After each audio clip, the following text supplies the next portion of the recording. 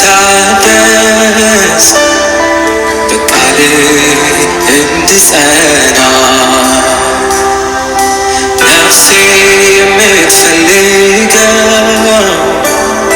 ሁልጊዜ ልለምነው መገኘትስ መኖር ክብርን ማየት ነው።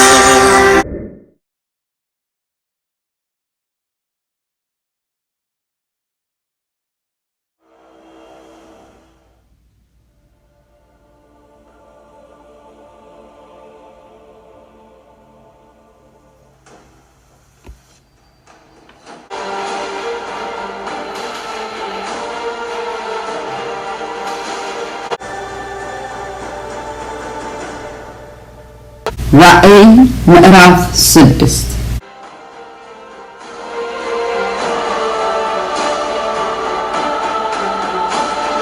በጉ ከሰባቱ ማህተሞች የመጀመሪያውን ሲፈታ አየው። ከዚያም ከአራቱ ሕያዋን ፍጡራን አንዱ ነጎድጓድ በሚመስል ድምፅ ና ሲል ሰማሁ። እኔም ተመለከቱ፣ እነሆ ነጭ ፈረስ ቆሞ ነበር። ተቀምጦበት የነበረውም ቀስት ይዞ ነበር። አክሊልም ተሰጠው። እርሱም እንደ ድል አድራጊ ድል ለመንሳት ወጣ።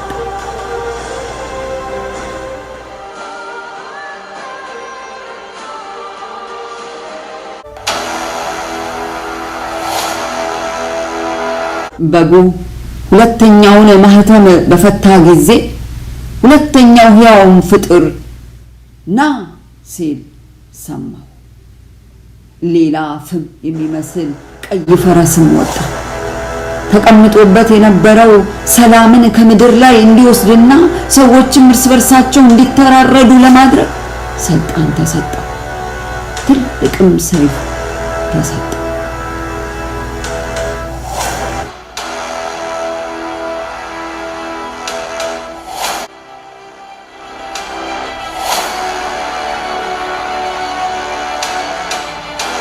በጉ ሶስተኛውን ማህተም በፈታ ጊዜ ሶስተኛው ሕያው ፍጡር ና ሲል ሰማሁ።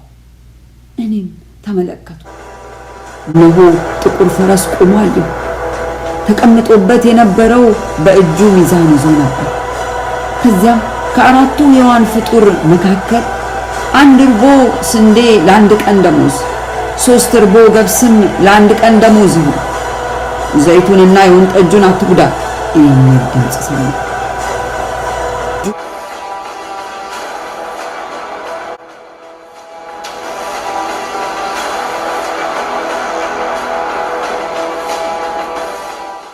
በጉ አራተኛውን ማህተም በፈታ ጊዜ አራተኛው ሕያው ፍጡር ና ሲል ሰማሁ። እኔም ተመለከትኩ፣ እነሆ ግራጫ ፈረስ ቆሞ ነበር። ተቀምጦበት የነበረው ስሙ ሞት ነበር። ሲኦልም ከኋላው ይከተለው ነበር። እነርሱም በሰይፍ በራብ በመቅሰፍትና በምድር አራዊት እንዲገደሉ በምድር 1/4 ላይ ስልጣን ተሰጣቸው።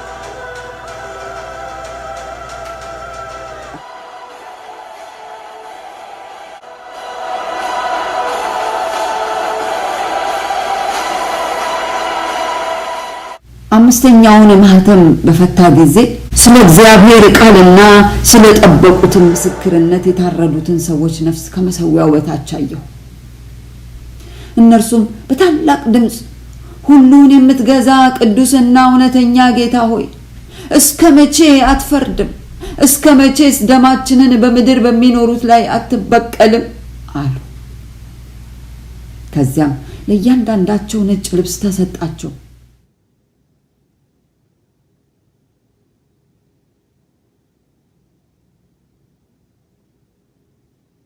ወደፊትም እንደነርሱ የሚገደሉ የአገልጋይ ባልንጀሮቻቸውና ወንድሞቻቸው ቁጥር እስኪሞላ ድረስ ጥቂት ጊዜ እንዲታገሱ ተነገራቸው።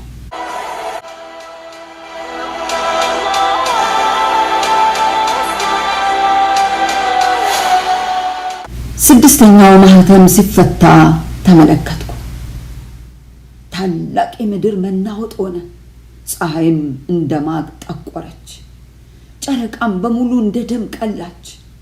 የበለስ ዛፍ በብርቱ ንፋስ ስትወዛወዝ ያልበሰለው ፍሬ ከርሷ እንደሚረግፍ የሰማይ ከዋክብት ወደ ምድር ረገፉ። ሰማይ እንደ ጥቅልል መጽሐፍ ተጠቅልሎ አለፈ። ተራሮችና ደሴቶችም ሁሉ ከስፍራቸው ተወገዱ።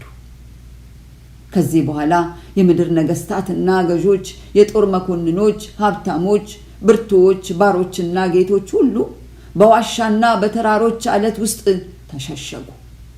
ተራሮችና አለቶችንም በላያችን ውደቁ፣ በዙፋኑ ላይ ከተቀመጠው ፊት ከበጉ ቁጣ ሰውሩ፣ ታላቁ የቁጣቸው ቀን መጥቷልና ማንስ ሊቆም ይችላል አሏቸው።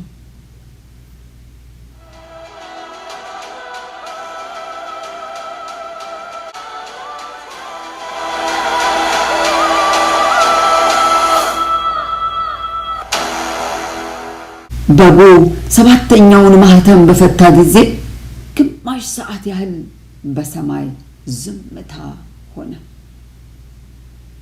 ከዚያም በእግዚአብሔር ፊት የሚቆሙትን ሰባቱን መላእክት አየሁ። ሰባትም መለከት ተሰጣቸው።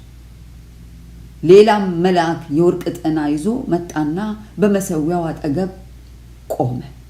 እርሱም በዙፋኑ ላይ ባለው የወርቅ መሰዊያ ላይ ለቅዱሳን ጸሎት ሁሉ ጋር እንዲያቀርበው ብዙ ዕጣን ተሰጠው።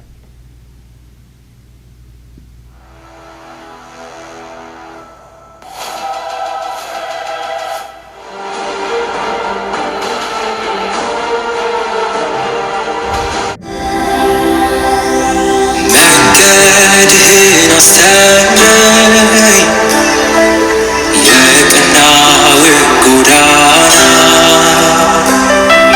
ሕይወቴም እንዲታደስ በቃልህ እንድጸና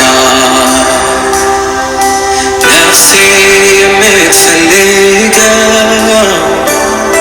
ሁልጊዜ ልለምነው መገኘቱስ